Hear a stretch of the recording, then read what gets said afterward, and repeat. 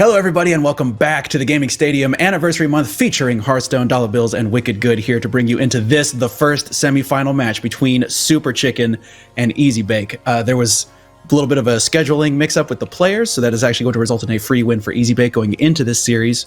So that has remaining decks for us: SUPERCHICKEN, Spell Mage, OTK Demon Hunter, and Miracle Rogue, up against EZBAKE's Control Shaman and OTK Death Rattle Hybrid Buffet style Demon Hunter. Wicked Good going into this one, and it's also worth mentioning this is a semifinal match. This is a money match, $125 additional if you win this one, heading into this series for these players. Yeah, and so the score is going to be 1-0. Don't worry, you didn't miss anything. Neither did we. We're just going in with the game because of those scheduling issues, but we're back on track now. This Death Rattle Demon Hunter, Death Rattle OTK Demon Hunter is interesting, and it's a deck I'll admit I do not have a lot of experience with. Yes. I'm sure you will be shocked to hear that. Even I haven't tried this one, and I just love giving away my ladder stars. Well, I mean, at least you have your post-cast plan set for tonight, so that's right.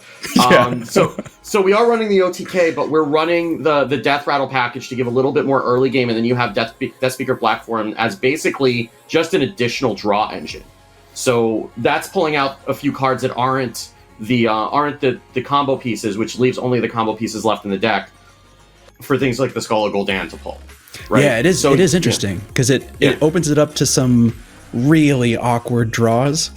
But if it doesn't draw awkwardly, it really has a nice early game tempo play. And then if that doesn't work, sort of the bailout ripcord parachute of an OTK combo that maybe doesn't have to do the full potential damage, just a way to sort of get over the line if necessary.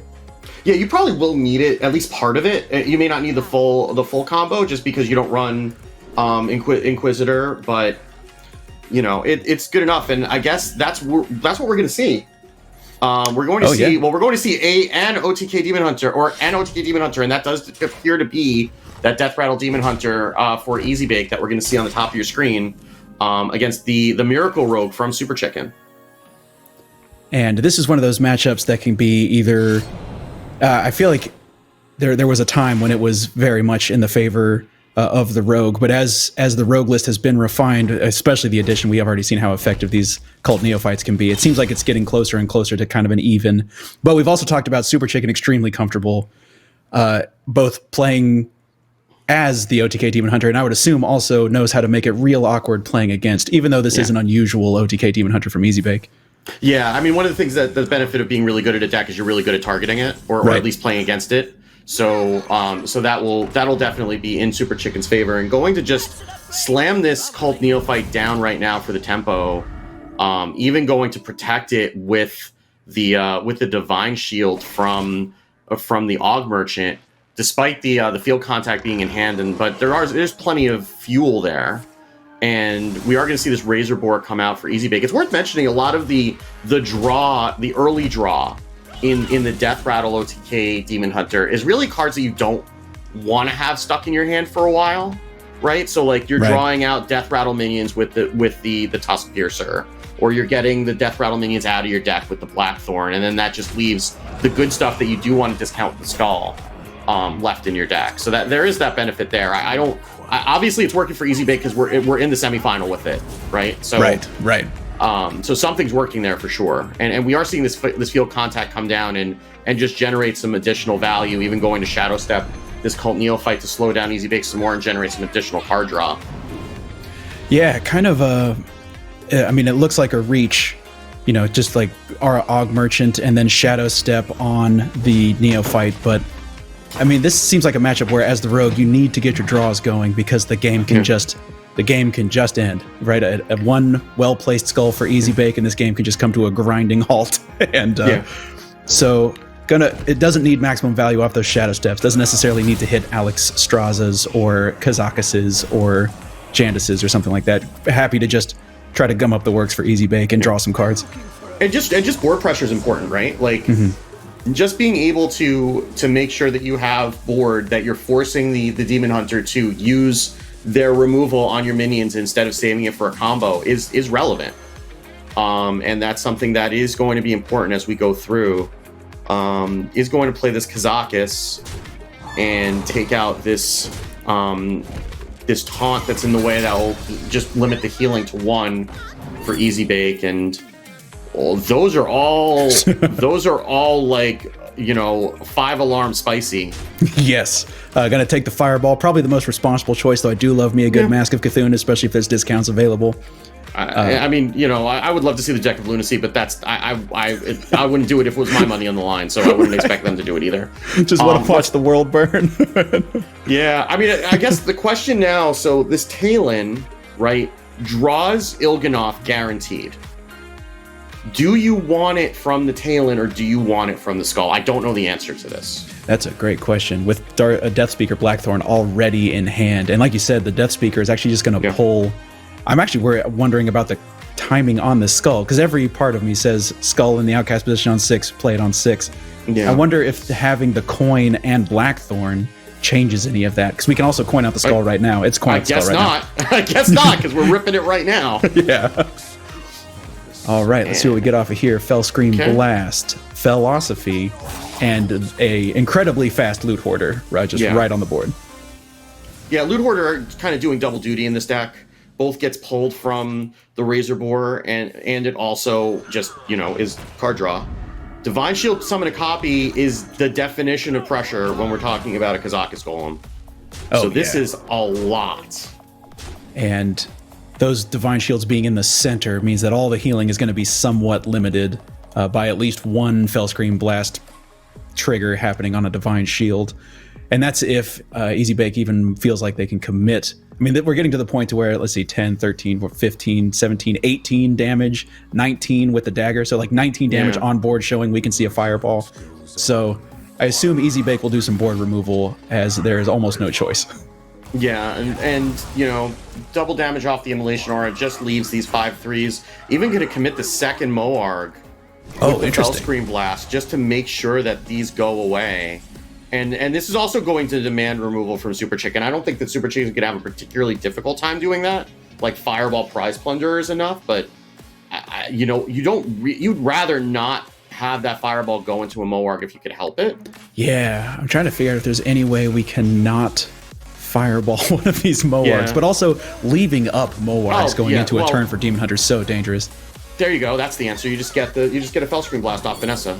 Easy. Oh yeah. Oh, that's right. The last card was Fellscream Blast. So just go ahead and get a little bit of healing of your own. Who says rogues can't heal? You just steal it from Demon Hunter. Yeah. So this is going to clear both of those off, heal to full.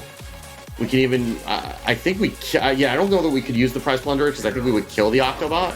But then here comes all the crap that's left in the deck, and there's not much out with this Death Speaker Blackthorn. Yeah, trying to fit both strategies into a single list necessitates some cuts. So one of the cuts is some of the redundancy for Death Rattles to get pulled out by Death Speaker Blackthorn. Ooh, that is a discount though. Oh. Yes. Envoy Rustwix. And a Pearl Tusk. Like, I mean, the Rustwix is great for later. The Pearl Tusk is good right now. That just makes it so much. I mean, even choosing to Fireball the 3/6 anyway, but to preserve the 4/4 on board. But that's a lot of pressure. And only a Loot Hoarder coming out of the Razor Boar, so this is a 4/4 Ghost that will survive. And there's Il'gynoth off the top. Illidari Studies will potentially provide something like another Skull or a Spectral Sight. I-Beams. There's the one that makes a board, Vile Outfiend or something like that. Yeah, even like the that's great. I was gonna say the Outcast weapon is actually really good on this board because it clears off almost everything that you care about except for the Envoy. Yeah, and now going to be able to actually has bought a little bit of breathing room, has EZBAKE, going to be able to just play this Fell Screamer, and has enough mana to Fell Screamer and Hero Power. I'm interested where this damage goes from the weapon. Yeah. Because the 3 attack can clear Envoy Rustwix. Oh, okay, yeah, clear an Envoy Rustwix, it looks like. I guess the only thing you're really worried about, because you know that there's only one card left in Super Chicken's hand, and you know that it came from a Wand Thief. True. The only thing you'd really be super worried about would be like Mask of Cthulhu at this point. Like, we can see that it's a Fireball, but like a Mask of Cthulhu would be really scary right now, because that would be one of the cards that would be held onto. But One of the and now actually going to commit the fireball to the minion. EZBAKE probably pretty happy to see that. And now just a shadow step, and this is the second of 2 shadow steps in Super Chicken's deck. Kind of a, I don't want to say a brick, but this needs some other stuff with it. Yeah, I mean, I guess if you top deck Alex, like what's on board right now would represent lethal with an Alex top. Not anymore with Talon coming down, but like this, well, you're actually pretty close, right? Yeah, like over 2 turns. 17 and 16 are extremely close. I'm not a mathematician, but brain freeze is not gonna do it. Brain freeze is not what we wanted there. But I mean, you have to keep in mind, like, EZBAKE is also kind of out of gas. Like, these are all combo pieces that don't actually do anything outside of the combo right now. Right.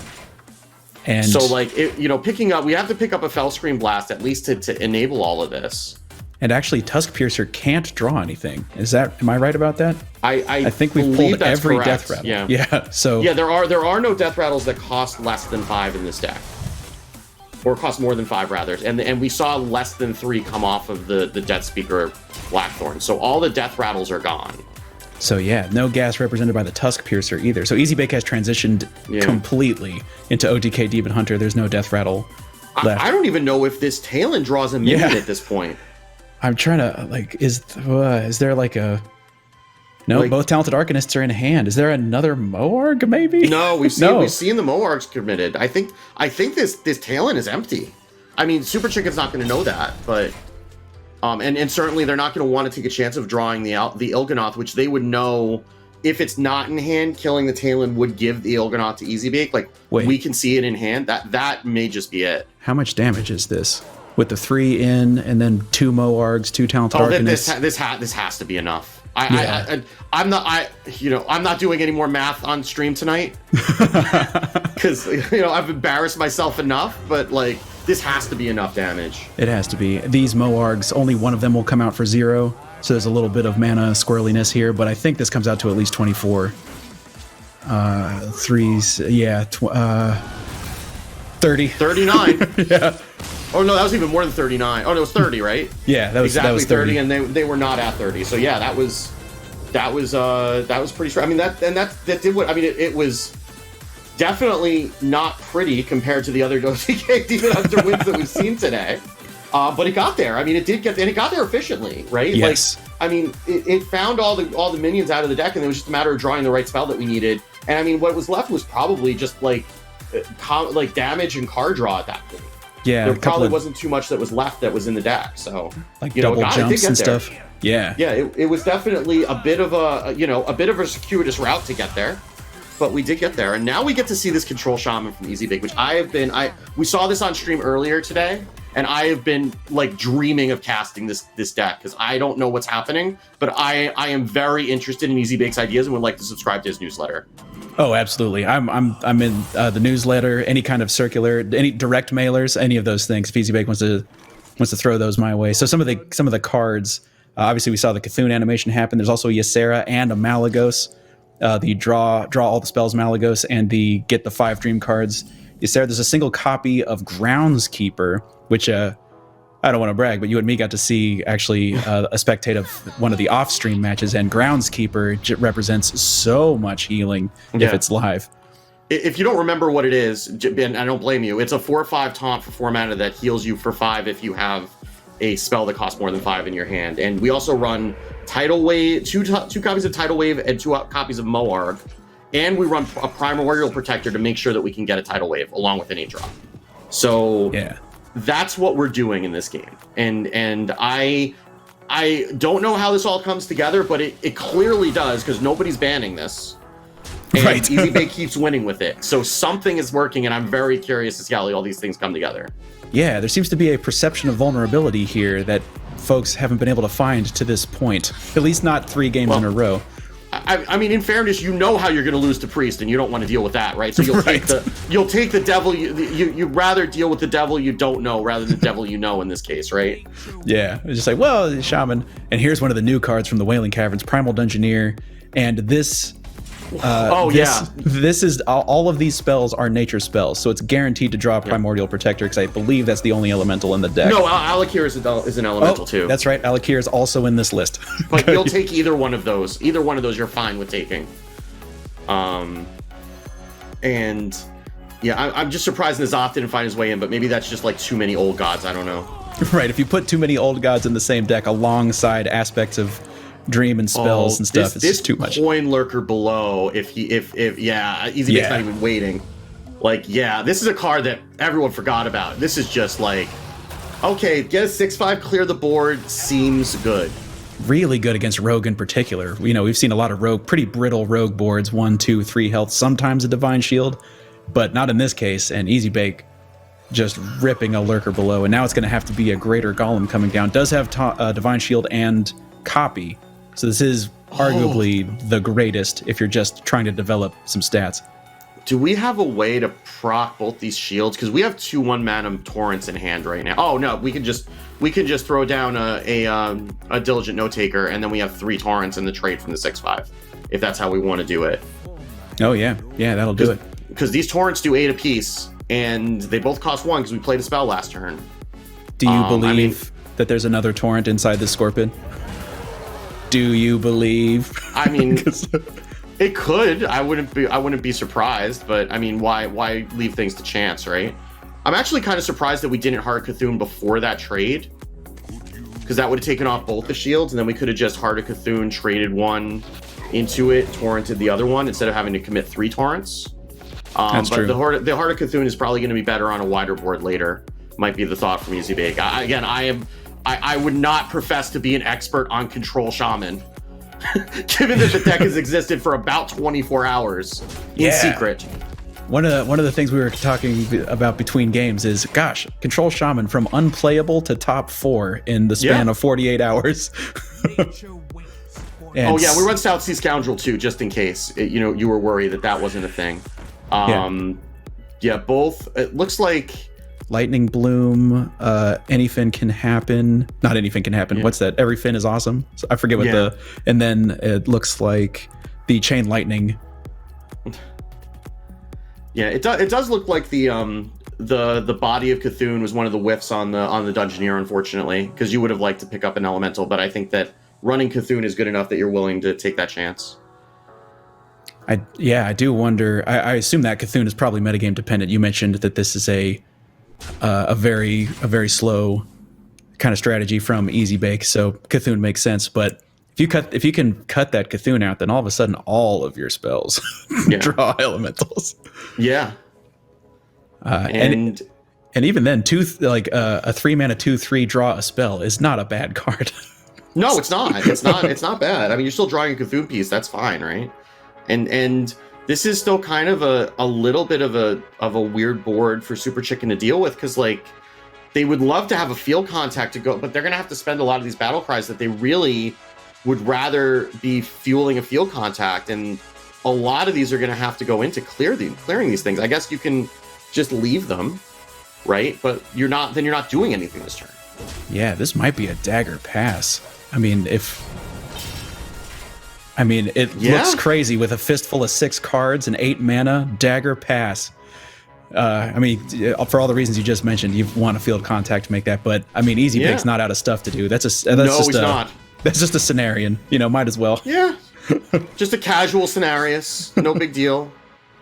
And another Prize Plunderer is like not what Super Chicken needs here. Super Chicken, can commit the Alex and Shadow Step it. Like that's a thing they can do. But you know that the Tidal Wave just got picked up. Like that is the 8 mana card that the Primordial Protector is drawing. So you know that EZBake, even if you go face with the Alexstrasza, EZBake can just respond by healing for 15. Well, 18 actually. If you leave if you Shadow Step the Alex, it would only be 15, but still that's double the damage that you're doing. Right. And EZBake being able to just stay ahead on board this whole game. We talked about that Lurker Below swing turn. Lurker Below, great for removing rogue boards. And so as a result, EZBake, even if there was a fistful of burn damage, that the tidal wave doesn't care. The tidal wave hits all creatures. It's not only enemy creatures. So EZBAKE having a big board is almost a life battery, just a capacitor holding additional life for the later stages. Yeah, and this is, I mean, this is going to be a valiant effort from Super Chicken, but this is going to be a full heal to 30 for EZBAKE if EZBAKE wants it. Because I mean, this is you won't heal off of the 3-1. Sorry, other than that, this is 6 times 3 is 18. That math I'm confident enough to do. Absolutely. My sharp inhalation was Mutanus coming into hand, and I'm sorry, that was involuntary. That was just an involuntary Mutanus. You kind of have to do it, right? Because like that's the only punish for not tidal waving, and you either hit the Alex or you hit a Tenwu, right? Like what else is sitting in the hand that long? Yeah, even if it's a field contact, it's not like that's bad. I would be, if I was EZBAKE, I would not think it's a field contact. There's no way it's a field contact because with all those battle cries that got played last turn, that would have come down. So there's no way that's a field contact. Yeah, it's either a Jandis for some reason. I can't imagine it's a Jandis either. I'm trying to think of any reason it could not be an Alex Maybe it would or be a an Tenwu. Octobot waiting for that, but I mean, even then, like, that's true. whatever. Even that's not bad. There we go. So yeah, I mean that is gonna that's gonna make this game extremely difficult for Super Chicken because the combo piece is gone. Like one half of the and that's gonna be a scoop from Super Chicken. Yeah, and EZBAKE 3-0 to make it into the grand finals of this Gaming Stadium TGS anniversary month. TGS means the Gaming Stadium. I don't know. I just ATM automated teller machined myself. Anniversary month featuring Hearthstone and a huge win for EZBAKE and this Control Shaman. Yeah, I mean that was the show, right? I mean that was fireworks, and it didn't even have to take that long. But you could just, I mean, if you're playing on the attrition game plan, like that's it, right? Like Lurker Below is a card that's been around a long time, and we've just ignored it because Shaman's been bad, for the most part. Or when Shaman's been good, it's not interested in clearing boards; it's interested in making gigantic boards. So Lurker Below's never really been part of that discussion, but like you can see how powerful of a card it is when it has a deck to exist in. And especially against Rogue that just goes wide with little dudes, like that just clears it all up. And that was the turn. I mean, you called it out during the game, like that was the turn where everything flipped, and all of a sudden you got a 6-5 against an empty board, and without any help on the way, just not really a lot for Super Chicken to be able to do to come back. Yeah, and really highlights one of the vulnerabilities, which has been a universal vulnerability for Miracle Rogue since it existed back in vanilla Hearthstone in like 2014 or 15, where sometimes at that time it was Gadgetzan Auctioneer, but sometimes you just don't find your field contacts, right? Like Super Chicken was one field contact away from just all of a sudden having a fistful of cards that Alex Strauss is much less likely to get mutinist out of the hand, but just didn't find one. You know, it was in the bottom 15 or something like that, and that's a vulnerability. It's a strength because obviously field contact is incredible, but if you miss it, it's just you get those awkward draws like that where you're stuck with a combo piece that you don't want to commit, and you're just behind on board against a control deck. Yeah, and didn't find any secret passages, didn't find any swindles, right? Like there's a lot of card draw that can kind of help you find your way out of that situation, and Super Chicken just didn't find any of it, and that happens sometimes, and Rogue just kind of runs out of stuff, and the Mutanus on the Alex was just kind of the straw that broke the camel's back.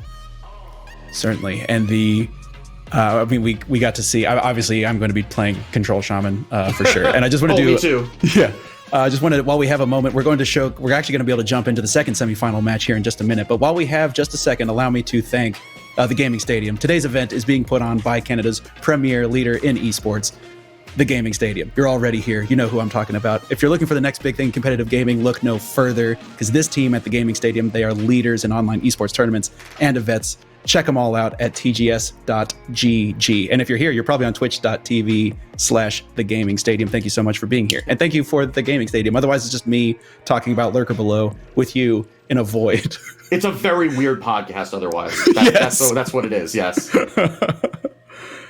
So the second semifinal, if I'm not mistaken, is Insane versus Shinigami.